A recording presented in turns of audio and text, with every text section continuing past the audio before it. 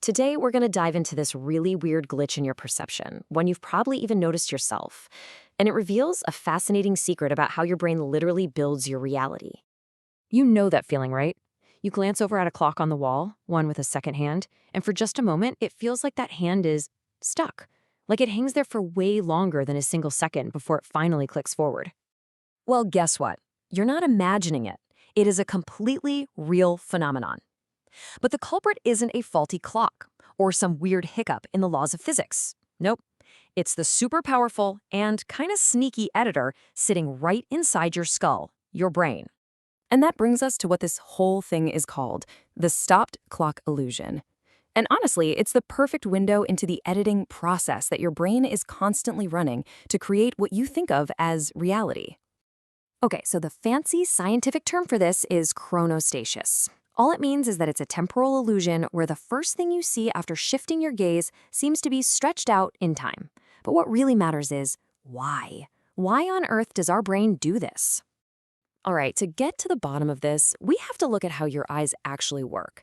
Now, you probably think your vision is like a smooth, continuous video feed, right? Well, it's not. It's a lot weirder than that. It's much more like a series of photos snapped really, really fast. And right in between each of those photos, your brain pulls off this amazing little heist. It actually steals a moment of time. And the craziest part is, you have no idea it's even gone.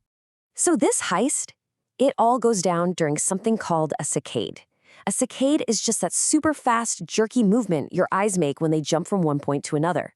You're doing it right now, as your eyes move around the screen. See? They don't glide smoothly, they jump. They snap from place to place. And when I say these jumps are fast, I am not kidding. They can hit peak speeds of up to 700 degrees per second. I mean, that's just insane. It's one of the absolute fastest movements your body can even produce. Okay, so what happens when your eyes move that fast? Well, you get a ton of motion blur, which is totally useless visual information. So your brain does this brilliant thing. It just ignores it. It basically hits the mute button on your vision for that tiny moment. This whole process is called saccadic masking. Let me say that again because it's a big deal. For a tiny fraction of a second, every single time your eyes move, you go blind. You just do. Your brain just fills in the gap so you never notice it. You don't believe me? Come on. There's a super simple way you can prove it to yourself right now. Okay, go find a mirror. Seriously, pause if you need to. Now, look at your left eye. Then, quick as you can, flick your gaze over to your right eye. Do it back and forth a few times. What do you see? Or what don't you see? You can't see your own eyes move, can you? No matter how hard you try, you will never catch them in the act. And that's because during that saccade, that little jump, your brain is engaging in saccadic masking. It's hiding the movement from your own consciousness. Okay, so if your brain hits mute on your vision during these jumps, what does it play instead? What does it fill that little blank space with? Well, this is the cover-up, and this is where it gets really wild. This quote just nails it. Your brain doesn't leave a blank spot. It's like a little time traveler. It goes back in time a split second, takes the image of where your eyes landed, and it pastes that image over the blurry part where they were moving. It makes it seem like you were looking at the new thing the entire time. So let's walk through it, connecting all the dots. Step 1. You're just looking at your desk, whatever. Step 2, you think, what time is it? And your eyes launch into that saccade, that jump over to the clock. Step 3, as they're moving, bam, saccadic masking kicks in. Your brain ignores the blurry mess. And step 4, this is the magic trick. The instant your eyes land on the clock, your brain grabs that image and retroactively fills in the time gap from the eye movement with it. So what does this all mean for that frozen second on the clock? That extra long second? It wasn't longer at all. The time that feels stretched out is actually the time your eye spent flying through the air, the time you were technically blind. Your brain just cleverly pastes the image of the stationary second hand over that gap, which makes you feel like it was stuck there the whole time. So yeah, this is a pretty cool illusion, a fun little party trick for your brain. But it's so much more than that. This one little glitch pulls back the curtain on some really deep fundamental truths about how our minds actually work. First off, this isn't just for your eyes. The same kind of thing happens with hearing and even touch.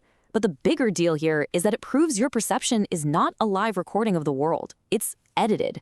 Your memory, even of what happened a millisecond ago, can be changed. And that, well, that should make you think, right? Think about something like an eyewitness in a courtroom. If our brains are constantly rewriting the immediate past, we're not just recording events, we are actively building our memory of them. So here's the bottom line. We walk around thinking we're watching this perfect, smooth, high-def movie of the world. But the reality?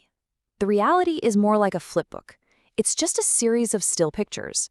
And in between each picture is a moment of total blindness that your brain, the master editor, stitches together so perfectly you never, ever see the seam.